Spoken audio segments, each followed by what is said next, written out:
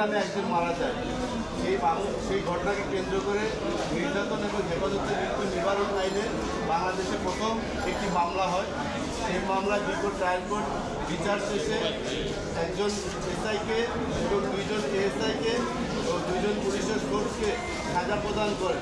উক্ত সাজার বিরুদ্ধে একজন এসআই, একজন এএসআই ও পুলিশের ফোর্স একজন মহামান্য হাইকোর্টে আপিল দায়ের করে। উক্ত আপিল শুনানি শেষে আজকে মহামান্য হাইকোর্ট রায় প্রদান করেছেন। উক্ত রায়ে এসআই জাহিদুর রহমানের সাজা বহাল রেখেছে।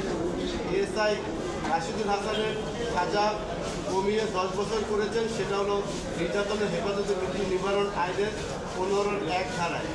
এবং পুলিশের ফোর্স রাশেদকে যে সাজা দেওয়া হয়েছিল সেই সাজা থেকে তাকে বেকসুর খালাস প্রদান করা হয়েছে।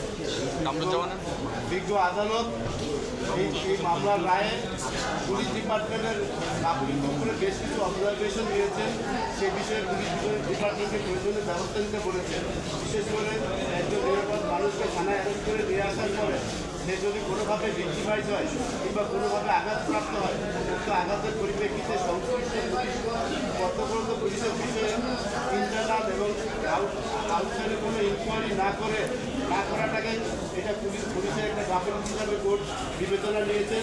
এবং পুলিশের নির্যাতনের কারণে কোনো পরিবার এবং কোনো ব্যক্তি যদি ক্ষতিগ্রস্ত হয় তাকে প্রপার রিহ্যাবিলিটেশন দেওয়ার জন্য কোর্ট আদেশ দিয়েছে।